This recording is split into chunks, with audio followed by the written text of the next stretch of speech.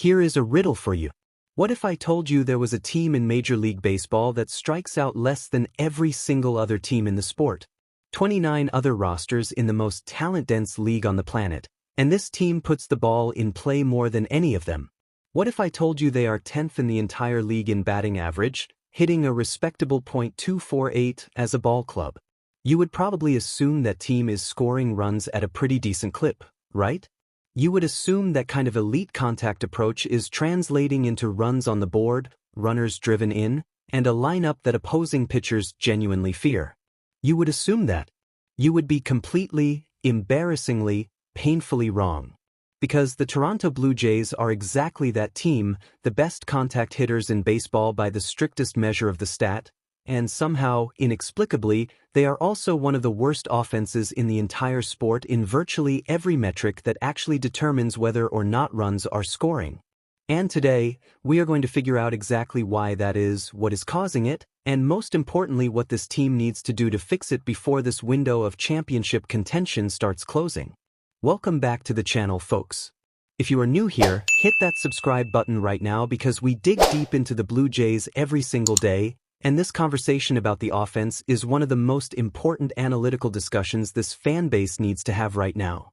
Like the video, drop a comment below with your take on all of this, and let's get into it because the numbers here are genuinely wild. Let's start with the fact that makes this entire situation so fascinatingly strange.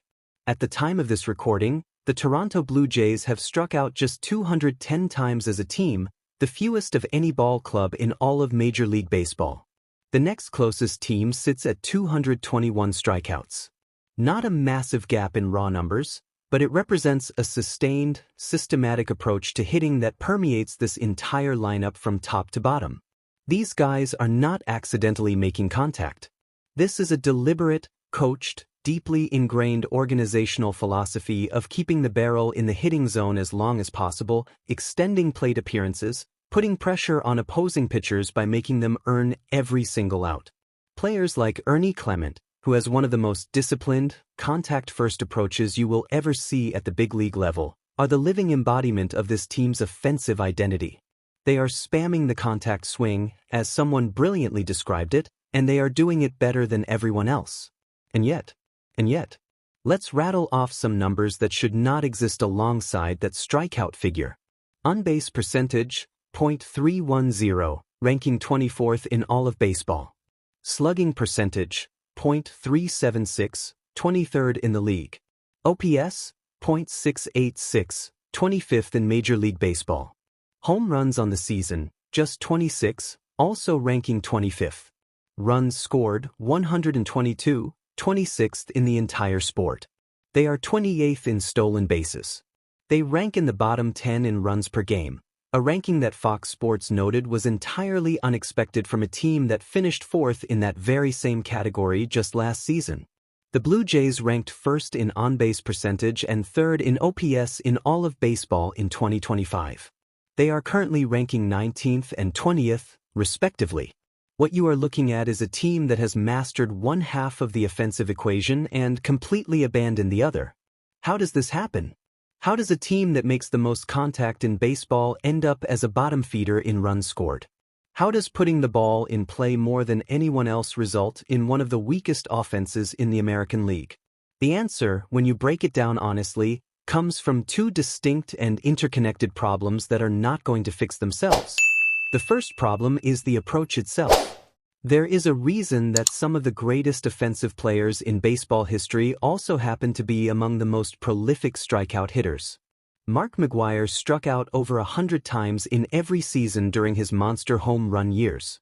Mike Trout regularly leads the league in both walks and strikeouts simultaneously. Aaron Judge has never once finished a season below 80 strikeouts. The reason these elite power hitters strike out more is not because they are undisciplined or careless at the plate. It is because to generate the kind of bat speed and loft angle that produces game-changing home run power, you have to fully commit to a swing that occasionally misses. You cannot half-swing your way to 40 home runs. You cannot keep the barrel in the zone trying to make contact and simultaneously deliver the kind of violent, high-angle, explosive swing that sends baseballs over the outfield wall. Power and swing and miss are not just correlated, They are, in many cases, causally linked.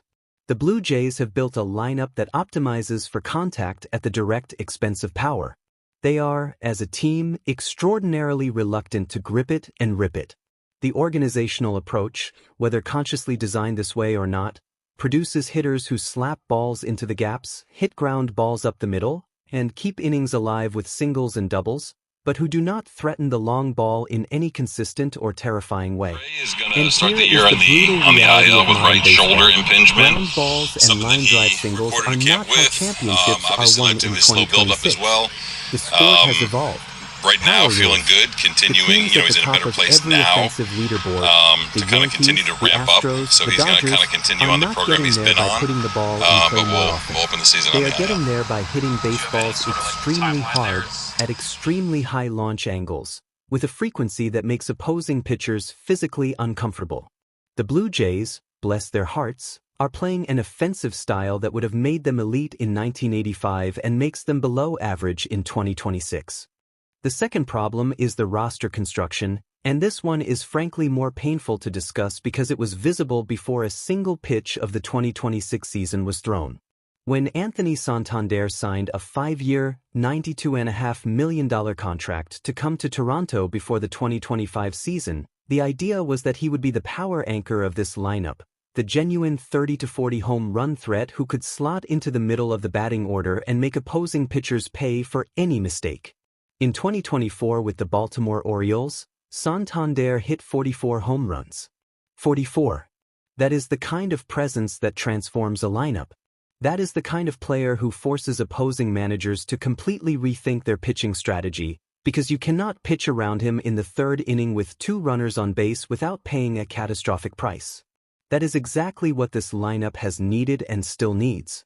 But Santander underwent left labral surgery before the season even began and is expected to miss approximately 5 to 6 months. Manager John Schneider has been carefully optimistic, saying the hope is for Santander to return as soon as he can and contribute during the stretch run.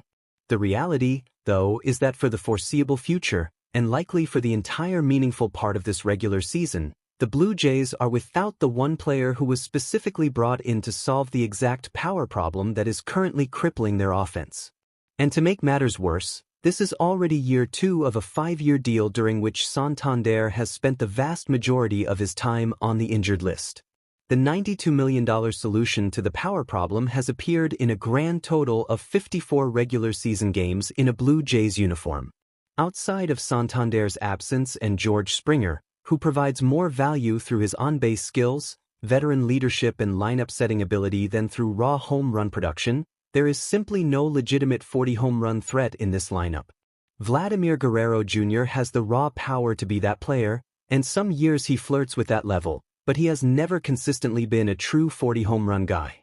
Kazuma Okamoto signed to a 4-year, $60 million deal and has been the most exciting offensive development story of the past 2 weeks, including his first career multi-homer game against the Twins, but he is a rookie still adjusting to major league pitching, and projecting him as the lineup's primary power source in year 1 of his North American career is asking a great deal of a 29-year-old making this transition for the first time. Dalton Varsho has genuine home run potential.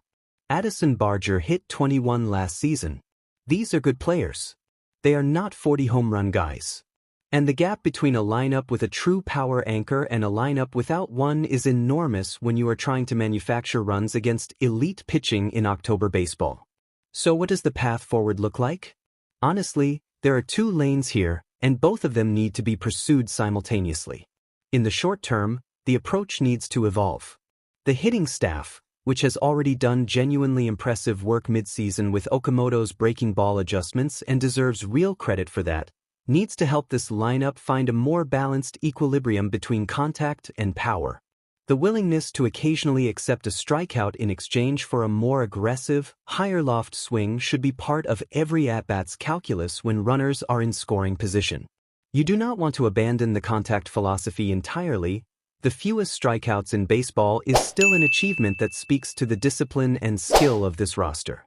But there is a version of this lineup that can put the ball in play at an above-average rate and still threaten the home run ball more consistently than they currently do.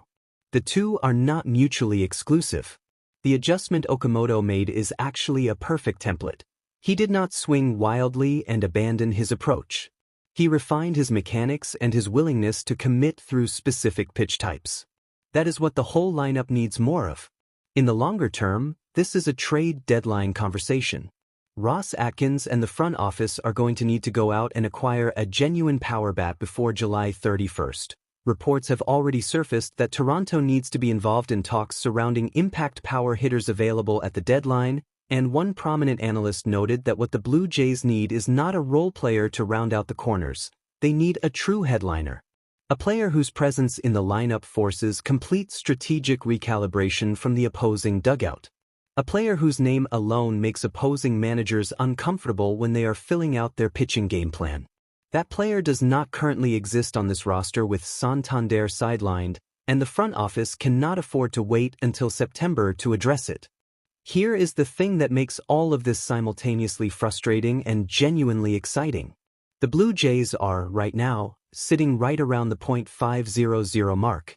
They have a pitching staff that, when fully assembled with Gausman, Cease, Yesevich, Berrios and the bullpen clicking, is one of the best in the American League. They are about to get healthier at multiple positions. And the offense, for all of its statistical ugliness in the power categories, is not totally broken. It is genuinely elite in contact and reaching a competent level in batting average.